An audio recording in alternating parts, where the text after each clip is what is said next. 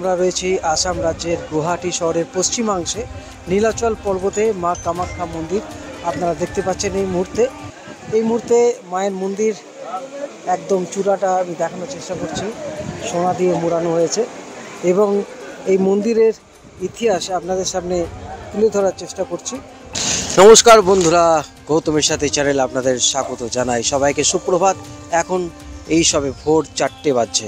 এখন এই মুহূর্তে আমরা চললাম আসাম রাজ্যের, আমরা এই মুহূর্তে কামাখ্যা মন্দিরে মা কামাখ্যার দর্শন করতে চললাম। সাথে পরিভ্রমণের সবাই এখানে সকাল সকাল চলে এসেছে এবং আমরা বেরোবো, গাড়িও রেডি। মা কামাখ্যা দর্শন করতে গেলে প্রথমে অনেক লাইন দিতে হয়। সেই ভোর 4টে থেকে আমাদের টার্গেট আছে বেরিয়ে পড়ে লাইন দেওয়া, তারপর মায়ের দর্শন হবে। বন্ধুরা সাথে থাকুন, দেখতে থাকুন গৌতমের সাথে। আমরা ট্রাভেলারের মাধ্যমে বেরিয়ে পড়লাম। আমরা যেখানে রয়েছি এখান থেকে মাত্র 7 কিলোমিটার দূরে কিন্তু মা কামাখ্যা মন্দির এবং এই মুহূর্তে দেখতে পাচ্ছেন রাস্তা শুনশান। এই ফাঁকা রাস্তার মধ্যে দিয়ে এগিয়ে চলে এলাম মা কামাখ্যা। এই মুহূর্তে দেখতে পাচ্ছেন সেই গেট, মা কামাখ্যা মন্দিরের মূল দ্বার। এগিয়ে চলেছি আমরা নীলাচল পর্বতের দিকে। দেখতে পাচ্ছেন মায়ের মন্দিরে আমরা চলে এসেছি। কামাখ্যা মন্দির হলো ভারতের আসাম রাজ্যের গুয়াহাটি শহরের পশ্চিমাংশে নীলাচল পর্বতে অবস্থিত হিন্দু দেবী কামাখ্যার একটি মন্দির। এটি 51 শক্তিপীঠের অন্যতম। 51টি শক্তিপীঠের মধ্যে একটি এবং 4টি আদি শক্তিপীঠগুলোর মধ্যে কামাখ্যা মন্দিরটি বিশেষ, কারণ দেবী সতীর গর্ভ এবং যোনি এখানে পড়েছিল এবং এইভাবে দেবী কামাখ্যাকে উর্বরতার দেবী বা রক্তক্ষরা দেবী বলা হয়। এই মন্দির চত্বরে 10 মহাবিদ্যার মন্দিরও আছে। বন্ধুরা রীতিমতো এখন লাইনে দাঁড়িয়ে রয়েছি। এখন পার্চি কাটানোর এখন লাইন, বিশাল লাইন, হাজারে হাজারে মানুষ এখন ভক্তরা লাইন দিয়েছেন। দেখতে পাচ্ছেন এখানে তো আরও আগে প্রচুর লাইন রয়েছে। আমি শেষটা যদি দেখানোর চেষ্টা করি, দেখতে পাচ্ছেন প্রচুর কিন্তু বিভিন্ন প্রান্ত থেকে দর্শনার্থীদের ভিড় এই মুহূর্তে আপনাদের সামনে তুলে ধরছি। বন্ধুরা এরপর জানি না কখন মায়ের দর্শন হবে। আমরা মায়ের দর্শন করেই ফিরব এবং সাথে থাকুন, গৌতমের সাথে দেখতে থাকুন। বন্ধুরা এখন আমরা রয়েছি মা কামাখ্যা মন্দিরে পর্চি কাটার জন্য। দেখতে পাচ্ছেন প্রায় 4.5 ঘন্টা হয়ে গেছে। এই মুহূর্তে আমরা দাঁড়িয়ে রয়েছি। ভারতবর্ষের বিভিন্ন প্রান্ত থেকে অসংখ্য ভক্তরা এখানে এসেছেন মায়ের আশীর্বাদ কৃপা লাভ করার জন্য। এই মুহূর্তে দেখতে পাচ্ছেন আমরা ভোর 4টার সময় লাইন দিয়েছিলাম পর্চি কাটার। এখন বাজছে প্রায় 9টা এবং এতক্ষণ ধরে আমরা লাইন দিয়েছি মায়ের আশীর্বাদ নেওয়ার জন্য। দেখতে পাচ্ছেন জানি না কটা বাজবে। পর্চি কাটার এটা লাইন, এরপর কিন্তু মায়ের দর্শনের লাইন আবার আলাদা। দেখা যাক কখন মায়ের দর্শন মেলে। বন্ধুরা দেখতে পাচ্ছেন কামাখ্যা দেবালয় এই পর্চি কাটা হয়ে গেছে। এই মুহূর্তে মায়ের মন্দির একদম চূড়াটা আমি দেখানোর চেষ্টা করছি। সোনা দিয়ে মোড়ানো হয়েছে এবং এই মন্দিরের ইতিহাস আপনাদের সামনে তুলে ধরার চেষ্টা করছি। মঙ্গলচণ্ডী, কুষ্মান্ডা, মহাগৌরী, চামুন্ডা, কৌশিকী, দাক্ষায়ণী সতী, চন্দ্রঘণ্টা, স্কন্দ মাতা, কালরাত্রি, কাত্যায়নী, সিদ্ধিদাত্রী, শাকম্ভরী, হৈমবতী, শীতলা, সংকটনাশিনী, বনচণ্ডী, দেবী দুর্গা, মহাভৈরবী, ধূমাবতী, ছিন্নমস্তা, বগলামুখী, মাতঙ্গী ও দেবী কমলা, এই 30 দেবীর মন্দিরও রয়েছে। এর মধ্যে ত্রিপুরা সুন্দরী, মাতঙ্গী ও কমলা প্রধান মন্দিরে পূজিত হন। অন্যান্য দেবীদের জন্য পৃথক মন্দির আছে। হিন্দুদের বিশেষত তন্ত্র সাধকদের কাছে এই মন্দির অন্যতম প্রাচীন এবং একটি পবিত্র তীর্থক্ষেত্র। কামাখ্যা মন্দিরে 4টি কক্ষ আছে, গর্ভগৃহ ও 3টি মণ্ডপ, যেগুলি স্থানীয় নাম চলন্ত পঞ্চরত্ন ও নাট্য মন্দির। গর্ভগৃহটি পঞ্চরথ স্থাপত্য শৈলীতে নির্মিত অন্যগুলির স্থাপত্য তেজপুরের সূর্য মন্দিরের সমতুল্য।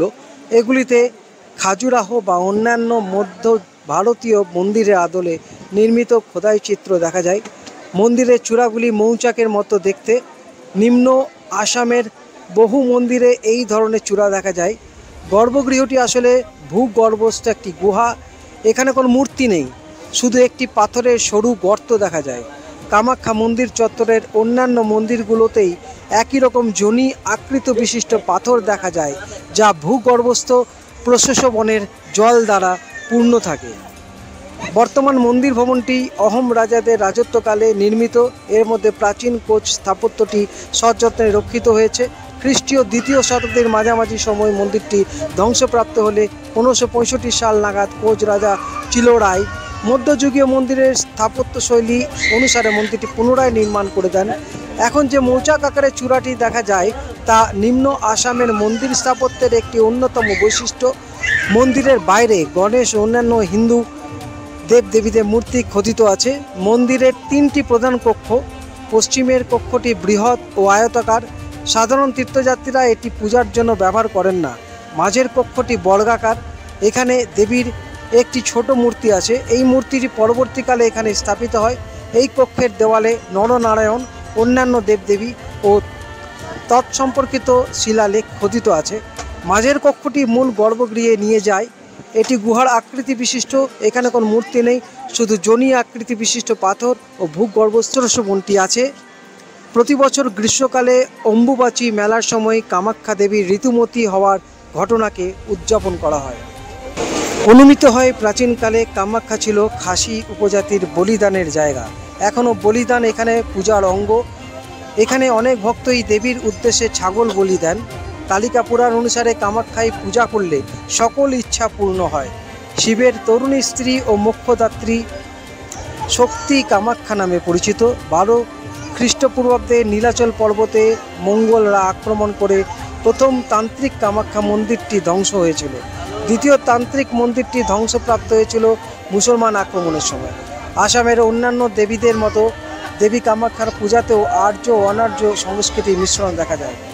দেবীকে যেসব নামে পূজা করা হয় তার মধ্যে অনেক স্থানীয় আর্য ও অনার্য দেবদেবীর নাম আছে। যোগিনী তন্ত্র অনুসারে এই যোগিনী পীঠের ধর্মের উৎস কিরাতদের ধর্ম।